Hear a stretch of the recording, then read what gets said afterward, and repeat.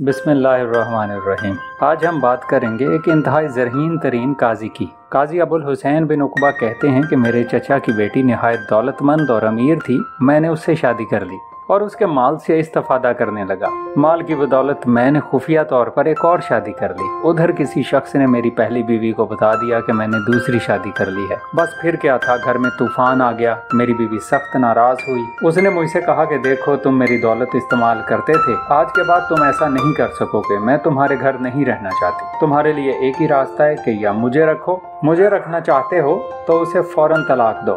घर में ये झगड़ा चलता रहा। मैंने अपनी बीवी को समझाया कि मेरी कोई दूसरी बीवी नहीं है, तो उसने कहा कि अगर तुम सच्चे हो तो यूं कहो, मैं तुम्हारे सिवा तमाम बीवियों को तलाक देता हूँ। उधर मैंने जिस नौजवान लड़की से शादी की थी वो खूबसूरत होने के अलावा निहायत समझदार भी थी।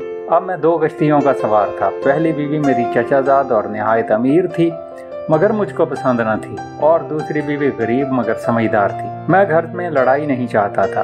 पहली बीवी ने मेरा खर्चा बंद कर दिया था। अब मेरे लिए इसके सिवा कोई चारा न था कि कोई ऐसा तरीका इख्तियार करूं कि मेरी पहली बीवी भी राजी हो जाए और उसको तसल्ली हो जाए कि मैंने कोई शादी नहीं की और दूसरी बीवी को तलाक भी न देनी पड़े। खास से सोचो विचार के बाद मैं अपनी दूसरी बीवी के पास गया और उससे कहा कि तुम अपने हमसायों के पास जाओ, उनसे एक उम्दा और खूबसूरत लिबास आरियतन ले लो और फिर खूब बन संवर कर खुशबू लगाकर पहली बीवी के पास जाओ ताकि उसे एहसास हो जाए कि तुम निहायत अमीर और मालदार औरत हो। मुलाकात के वक्त खूब रो रो कर आंसू बहाना और उसके हक में खूब दुआएं करना। जब वो तुम्हारी कसरत गिरिया उजारी से मुतासर हो जाएगी तो यकीनन तुमसे पूछेगी कि तुम्हारी मुश्किल और परेशानी क्या है। अब तुम उसको बताना कि मेरे चचाजाद ने मुझसे शादी की है और मुझे बताए बगैर एक और शादी भी कर ली है और मेरा माल अपनी दूसरी बीवी पर खर्च करता है। मुझे तुम्हारी मदद की जरूरत है क्योंकि तुम्हारा खामद काजी है और उससे मेरी मुश्किल और परेशानी बयान करो। मेरी सिफारिश करो कि मेरे साथ इंसाफ करे और मेरे शौहर को अदालत में बुलाकर उससे पूछ गछ करे।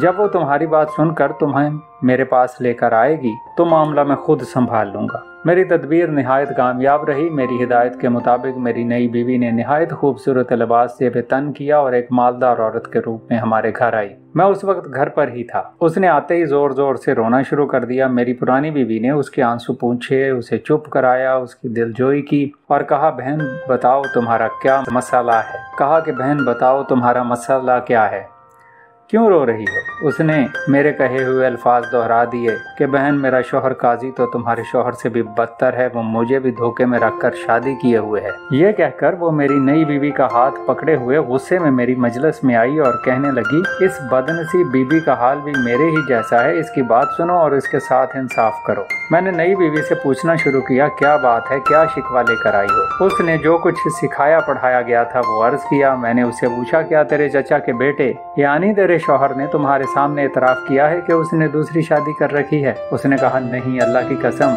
भला वो मेरे खौफ के मारे क्यों कर इतराफ करेगा। मैंने पूछा, फिर कभी तूने उसकी दूसरी बीवी को देखा है और उसकी शक्ल पहचानती हो। वो कहने लगी, नहीं नहीं। फिर मैंने कहा, ए खातून, अल्लाह का खौफ खा और सुनी सुनाई बातों पर यकीन मत कर, क्योंकि हासिल लोगों की तादाद बहुत ज्यादा है जो मियाँ बीवी की खुशी देख नहीं पाते। इस तरह जो लोग औरतों को बिगाड़ते हैं उनके पास इस किस्म का ड्रामा रचाने के लिए बहुत से हीले बहाने होते हैं और वो झूठ भी बहुत बोलते हैं। मिसाल के लिए मेरी बीवी को ही देखो, उससे भी किसी ने ये चुगली खाई है कि मैंने उसके अलावा भी किसी औरत से शादी कर रखी है, जबकि मैं उसके सामने ये कसम खाकर कहता हूँ कि इस दरवाजे के बाहर अगर मेरी कोई बीवी है तो मैं उसे तलाक़े सलासा देता हूँ। ये सुनते ही मेरे चचा की बेटी यानी मेरी बीवी उठी और मेरे सर को बोसा दिया और कहने लगी, मुझे अब यकीन हो गया है ए काजी कि तुम पर झूठ बांधा गया है। इस तरह मेरा काम भी चल गया और चूंकि मेरी दोनों बीवियां मेरे पास मौजूद थीं इसलिए मेरी कसम भी वाक़या नहीं हुई।